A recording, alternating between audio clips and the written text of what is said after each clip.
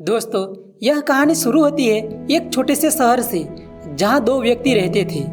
एक दिन दोनों ने सोचा क्यों ना इस शहर से बाहर निकलकर थोड़ा घूमने फिरने जाया जाए। आखिरकार जिंदगी एक सफर है। बस फिर क्या था, दोनों ने अपना सामान पैक किया और निकल पड़े नए रोमांच की तलाश में। दोनों काफी दिनों तक सफर करते रहे और फिर एक अनजान नगर में जा पहुंचे। अरे ये वही नगर है जो गूगल मैप पर भी नहीं दिखता। खैर, जब वे उस नगर पहुंचे तो सूरज भी कह चुका था, भाइयों अब मेरी ड्यूटी खत्म, बाकी काम रात का है। यानी रात हो चुकी थी और उन दोनों को रात बिताने के लिए कोई ठिकाना चाहिए था। अब क्या करे भाई, यहाँ कोई होटल वोटल तो होगा ना।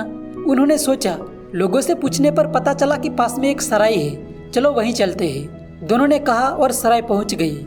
लेकिन सराय पहुँचने पर उनको ऐसा लगा जैसे वे किसी सुपरहिट फिल्म के टिकट खिड़की पर खड़े हो। हर कमरा हाउसफुल, हायरे किस्मत।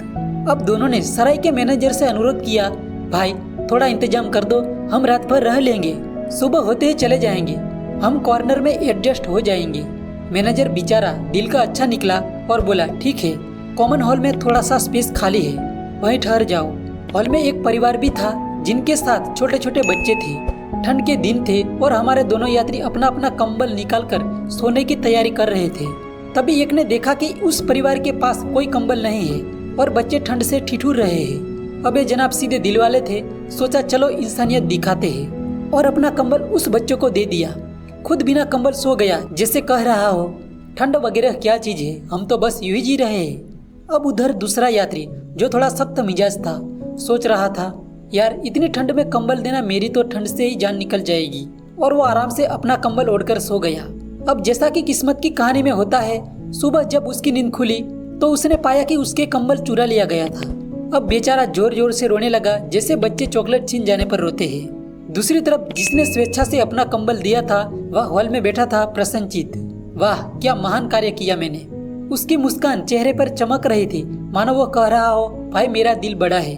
इस सबको एक सन्यासी मंडल भी देख रहा था जो वहाँ ध्यान में लीन बैठे थे। उनके गुरु ने अपनी टोली को संबोधित करते हुए कहा, देखो यह संसार भी उसी कंबल की तरह है, जो इसे स्वेच्छा से त्याग देता है वह खुशहाल हो जाता है और मोक्ष को प्राप्त करता है, और जो इस पर कब्जा जमाए रखना चाहता है वो हमेशा रोता ही रहता है, जैसे ये बेचारा। गुरुजी के इस व्याख्यान के बाद सभी सन्यासी मुस्कुराने लगे। कहानी का संदेश बहुत ही सीधा था। जो लोग अपने जीवन में ज्यादा मोह माया से बंधे रहते हैं वे अंत में दुखी ही पाते हैं, और जो इसे छोड़कर एक सरल और अनासक्त जीवन जीते हैं वे शांति और संतोष पाते हैं।